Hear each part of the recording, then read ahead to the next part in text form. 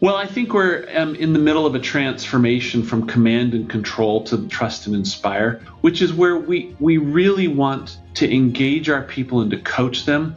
I'm such a big believer in people. So I would say trusting our people and coaching them to play a significant part rather than think we have to tell them everything. I do believe that leaders need to create a succession plan where they have a sponsorship program or the mentorship program where they are mentoring new leaders who don't look like them and create space for those new leaders to thrive. And when it comes to, the general population, I do believe that company needs to do more effort, because nowadays you cannot find a unicorn, but you can create a unicorn, you can mold a unicorn, you can provide training. Here's a pre-show scenario for you. Imagine you had to visit 16 houses just to cook your dinner. One place has the pots and pans, and one has the stove, another has the food. You get the idea. Sounds ridiculous, right? Well, the reality is most global businesses operate exactly the same way, using 16 different tools and platforms to hire, manage, and pay their workforce. But now there's one platform that does it all. Today's sponsor, Deel. That's Deel. Deel is the all-in-one platform built for global work. So whether you're an enterprise business, a small company, or something in between, from automated onboarding to performance assessments and beyond, you can manage the entire worker lifecycle all under one roof. Hire and onboard talent in over 150 countries. Run payroll in over 100 countries. Even offer competitive benefits, equity, and equipment. With Deel's industry-leading suite of HR tools, payroll solutions, and compliance services, you can scale globally with unmatched speed and expertise. So are you ready to transform your global HR system? If you are, click the link in the show notes to book a demo with Deel today. That's Deel. If you could give one piece of advice to a leader dealing with change, culture, or communication challenges right now, you can see I've changed that ever so slightly. What would it be? Yeah, I would say don't be afraid to be vulnerable. Meaning, one of the reasons leaders choose not to communicate is they're worried they don't have answers. And it's not your job to have all the answers. Be vulnerable. Say, here are the things I don't know, but we'll figure them out. That captures hearts and minds faster than anything else. Just own it and then go figure it out and then return and report when you do have answers. But be vulnerable and work on the unknowns, because that's a big part of what's going on in change. Yeah, fantastic. If you could change one thing about the way organizations approach leadership, what would it be? Well, I think we're in the middle of a transformation from command and control to what Stephen would have talked about as trust and inspire, which is where we really want to engage our people and to coach them. I'm such a big believer in people. So I would say trusting our people and coaching them to play a significant part rather than think we have to tell them everything. Okay. And last but by no means least, I think I gave you a bit of an inside track on what the most common response is here. But what's the most common trait that you think you see in the most effective leaders that you've worked with? Oh, I've got way too many answers for that. But I'll give you one in the context of change. Super. I think communicating your vision when you're leading the front end of a change is a leadership capability. That's a storytelling skill. So whether or not you want to call that vision or visioning or storytelling, I think that ability when you're leading change is something that's a difference maker. And not everybody has to tell stories the same way. Some people tell it through data. Some people tell it through experience. Some people tell it through metaphors. But perfecting the art of storytelling when you're announcing and leading change is a leadership capability that is a difference maker. Yeah, and you know what? I absolutely love that. There was someone once said to me, and I do a lot of talks and speeches and things like that on different subjects about talent retention or whatever it might be. They said, Nick, very rarely will everyone remember anything you've said on stage. They'll come away remembering the feeling. And if you tell stories and you show vulnerability and all the things you've mentioned, and you can you can tap into the emotion, they'll remember the feeling of what they're trying to say. And then everything else kind of fits in. Like they'll remember bits of it. It'll all connect the dots, but you need to leave them with a feeling of what it is you're trying to convey. And I'm not necessarily saying that's what you were positioning in what you just mentioned, but for me, that aligned with what you've said. It connects to me to vulnerability. It connects me to storytelling. It connects me to all the things, the communication piece that you've discussed in today's episode. And I can only thank you so much for sharing the wisdom you have on change, culture, communication, the future. Your insights, I know, will be valuable to all of the leaders that listen to this show that are facing some of those challenges. I'm going to keep these linked to employer brand if we can, on email as well. We've got an expert on the show. What's one piece of advice you would give to HR professionals looking to elevate their employer brand, rather? Start by aligning with the senior leadership. And if you do nothing else other than really understanding the capabilities you require at a macro level, and the fact that senior leaders don't really care about talent, they care about the capability they can get from talent. If you start there, you'll get your seat at the table, you get taken seriously, you get more budget, time, and resource. Fantastic. Mic drop. I'm sure I should ask these next two now. It's a great response. Okay. Number 2, if you could change one thing about how organizations approach talent attraction, what would it be? It would be the shiny selling rather than the more transparent and balanced smart filter approach. I think it's still trying to brag about organizations instead of meeting talent where they want to be. Fantastic. And last but by no means least, if there was one thing you would see organizations doing 5 years from now that they're not currently doing, what would that be? With the emergence of tech, you can go any way you like with this. Wow. So that is super interesting.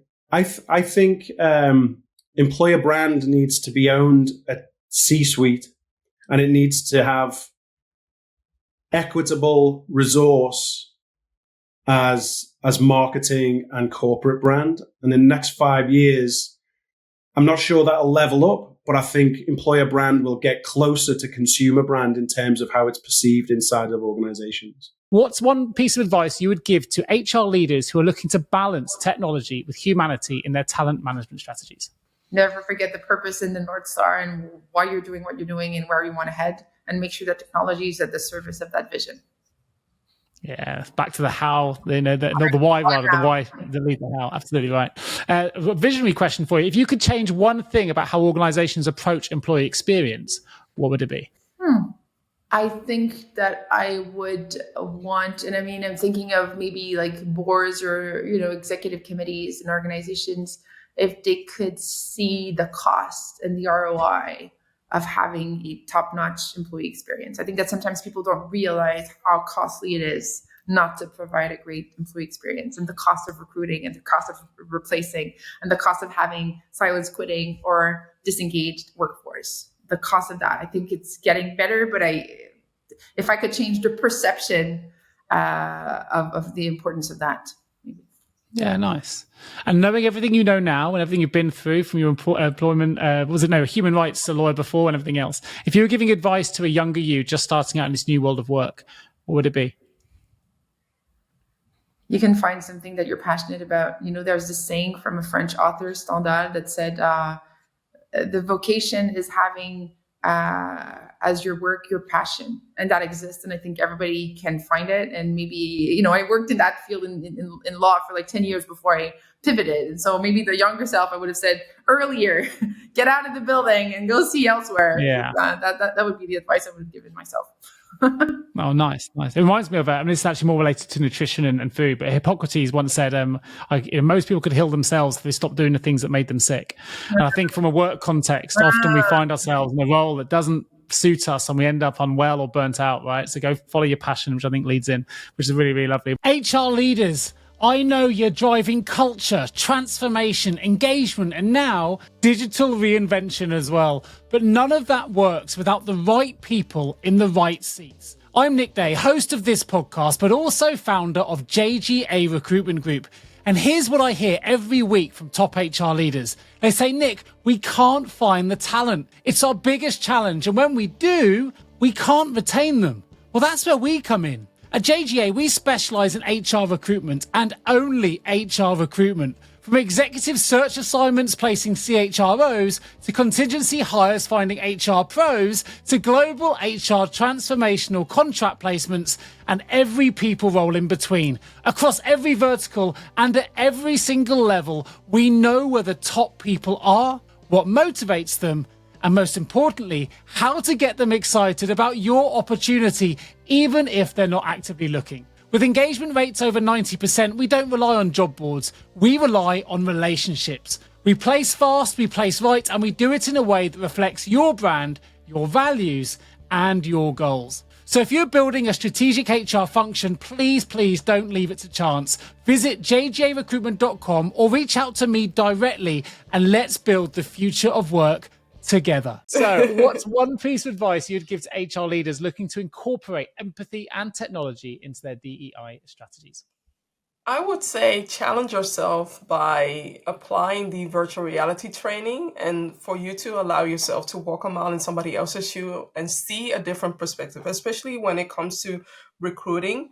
There might be some biases that you are not aware of. And when you see somebody else go through who doesn't look like you and dealing with different barriers than you are dealing, it will be such an eye opener for you to understand where people are coming from, right? Because I will share a scenario. When I use my name, my last name, Aqua, there might be opportunities there that I won't be hired. But if I use my Dutch partner's name, so my Dutch partner's name, who's white, the opportunities open. Why is that? Interesting. It's funny. I'm going back to, I was on a DEI panel event for the CIPD in London. And I was the only white Caucasian male on the panel. And I was asked the question in terms of recruitment about whether I was a fan of taking names off CVs. Yeah. And I said no. And I have to say, I was in a minority with that opinion. There was a little bit of uproar in the room, and most people who were present felt that actually I should be an advocate for doing that. I stand by my position on this, rightly or wrongly, because I have my view on it. But my view was basically that a name is so important. It's so individual. It says so much about who we are, that to take that off in order to get a job, only to be met with the same, if someone's going to discriminate against your name, they're going to discriminate at the interview, they're going to discriminate when you get into that organization. Yeah. For me, and obviously I appreciate that I haven't walked in other people's shoes, so I can only view it from my perspective, but I would rather be rejected early on that basis than discover later through a hidden process. And you want to work with an organization that actually embraces who you are and what that name represents. I want to learn more about everyone's culture, their background, what's got them to the point that they're in. And I think that if an organization doesn't want to do that, maybe it's not the right organization for you, and actually saves everyone a lot of time. But that wasn't necessarily everyone's view in the room, I'll be honest. Exactly. Because what if you have dealt with 500 rejections and you change your name into a Caucasian name, whereas you're getting a foot between the door? How would you react, right? So there are different reasons why people do that. It's not my preference. I do feel like either we go only for first name, but even within the first name, you can already sense that if my name would be Mohammed, there could already be an unconscious bias laying there. So for those who don't have a English sounding name, I do understand where they are coming from, and they were either remove their name from it as well. Yeah, no, I can understand both angles. I'll be clear about that. I think my view is still where it is. Maybe because I come from a recruitment standpoint, I would say that if you are having those 500 rejections, please do partner with an agency that is going to work on your behalf to find the right employer for you. I think at the moment there are too many ways to apply too easily and to get rejected too easily. And people just say, too many applications. Unfortunately, it's almost with technology, you can just press an easy apply button and you get a lot of applications from individuals that haven't even read a job description often. And I think if you work with someone who really wants to get to know you and what you're looking for and what drives you, whether that's, I want to be home by 6, or whether it's I want to work in the office or at home, I think the consultant, if you find a good one, will really work on your behalf to make that happen. But then you have to have a budget for that to be able to hire somebody as well. The clients do, but the candidates don't. Yeah. Recruiters are always a free service for candidates. That's the thing that's often forgotten. Yeah. There you go. It's interesting anyway. I think it's an interesting debate, and it was a good panel, a really good panel to be part of, I have to say. Now, second question, if you could change one thing about how organizations approach DEI, what would it be and why? I would fix their budgets.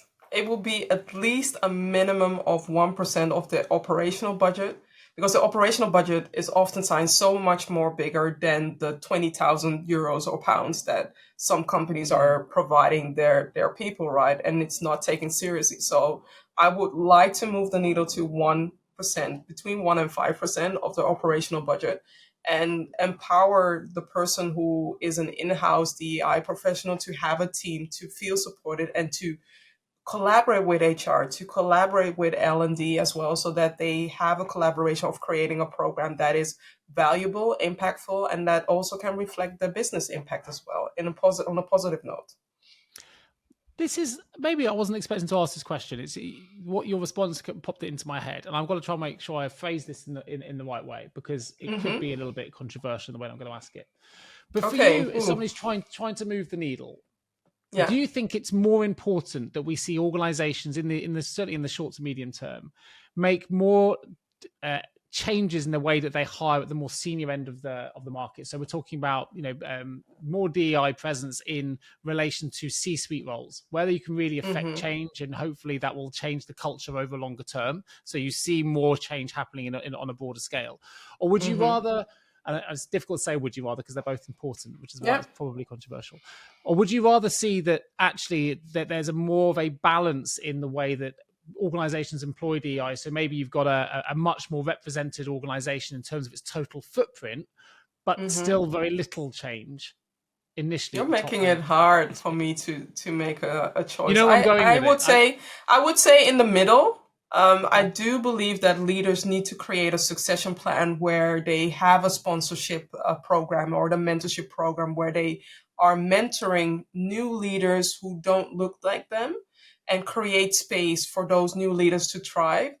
And when it comes to the general population, I do believe that company needs to do more effort, because nowadays you cannot find a unicorn, but you can create a unicorn, you can mold a unicorn, you can provide training so that person can become a unicorn. Yet we are looking for unicorns who go above and beyond. And that's also one of the reasons why there is a generation that's saying, no, I don't want to be a unicorn. I would rather work for myself, or I would rather work for another company and have a side hustle on the side, so that I have a work-life balance, not an integration, more of a balance.